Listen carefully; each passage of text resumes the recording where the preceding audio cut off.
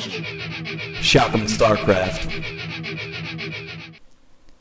Heyo, what's up guys? It's Shock'em Starcraft, and I'm here with the second installment of my Starcraft 2 beginner tutorial. So this is going to be the second version, and in this tutorial I'm going to talk a little bit about the first tier units, and I'm going to tell you what those are. The units that don't cost any gas, I'm going to talk about today. The units that are only going to require these minerals.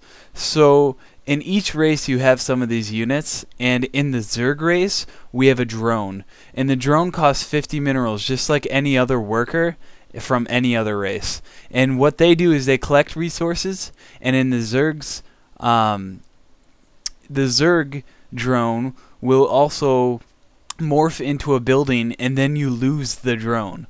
Basically, you're sacrificing that drone for a building.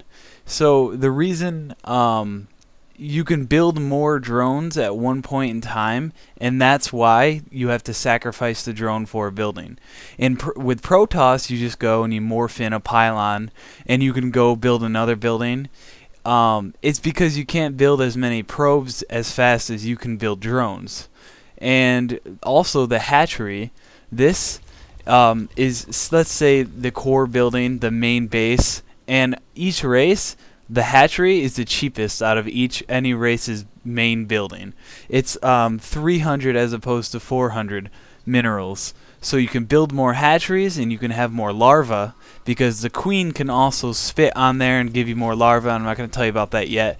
Well, I just told you, but I'm not going to go into that quite yet. And so the drone for the Zerg, you just have to remember, it sacrifices itself when it builds a building. I'll show you right here, and I'll build a spawning pool. And I'm sure you've seen it, but just in case you haven't gotten the game yet and you want to see how things are, the drone right here, it morphed into the building. You no longer have that drone, but if you cancel it, you can get that drone back. This is kind of a little argument people were having on what they would prefer happen, and they think the drone should explode because the building's exploding. Although they left it and the drone is still there after you destroy the building. So that drone's gone. I'm not going to have that drone again, but the good thing about that is you'll see that my food goes down 1. So I had 15 and now I'm down at 14. So if you saw my other video about build orders, you want to keep that in mind when you're keeping track of food. Every time you use the drone to build that building, that structure, you're going to lose 1 food. So you're set back 1, which could be good to build, say, a fighting unit, a warrior unit. We're going to go to the first attacking unit. Well, not true. Drones can attack. We'll show you right here.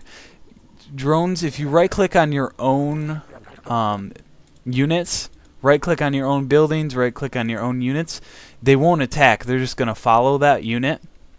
And see how they're following back and forth and not doing anything else? If you want them to attack, you'll see there's an attack button right over here, or you can press A on the keyboard. You press A, go over to attack.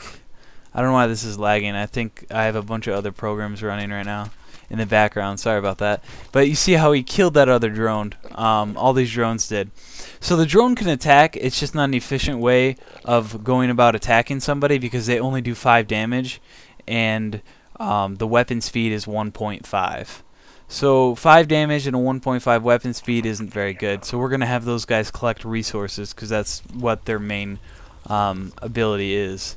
And you'll see that the queen only costs 150 minerals. There's no gas involved. So we'll talk a little bit about the queen. And we go to the larva, and we're going to look at our next unit here. We have the overlord. The overlord has a few different functions involved with it. The overlord, you want to get an overlord to increase your food. That's the first thing.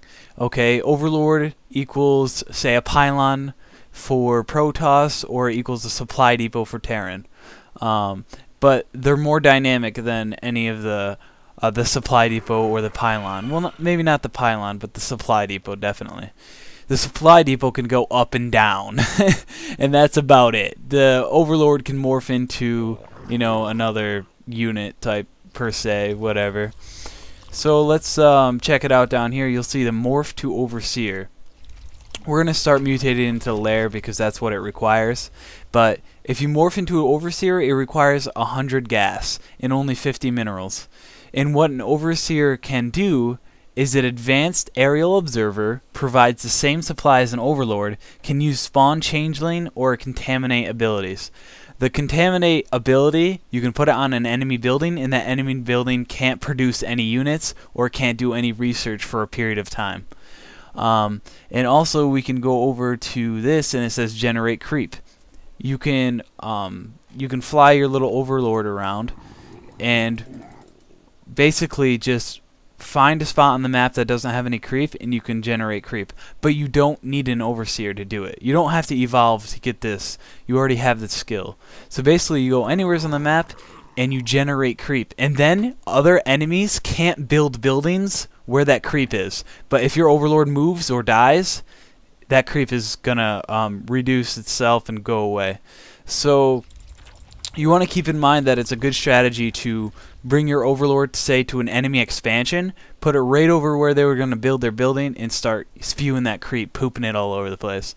And let's talk about the queen a little bit now. The queen is huge to a Zerg player. It creates so much multitasking because you always have to keep track of whether or not your main building, your hatchery, your lair, has the spawn larva on it. So you press V, or you click this button. I press V because it's faster.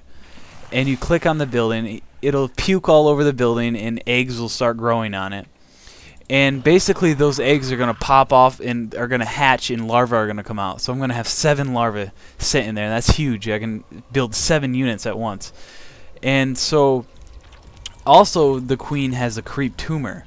And the creep tumor, you can press C, or just click that button, and you can poop out a creep tumor. I don't know what's up with Zerg always pooping things out, but that's pretty sweet.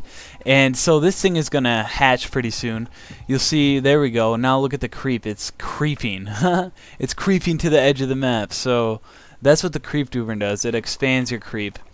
And you see all these larvae. That's just insane, Zor. Let's build some Zerglings. And we're gonna send them right there. You just right click to send them anywhere you want. But the default path for the building is right here. If you recall in my other video, you just right click and that'll set that path. But I set a separate path for these eggs. And here come my Zerglings. And this is the other unit I wanted to talk about for Zerg. And you'll see that the Zerg has 5 damage, just like the drones. Okay. The drones have 5 damage also, but the difference with the Zerglings is you get 2 for every egg that comes out. So essentially you're going to do 10 damage if you can get a surround. And when you hear someone say get a surround, that means if you can get your Zerglings to surround the enemy unit. Say I'm going to attack my queen. They get around it, and so there's more Zerglings hitting it at one point in time, therefore you're going to do more damage. If someone has buildings here and there's one unit here and you can't get a surround around it, you're only going to be hitting with like 2 or 3 Zerglings, and the rest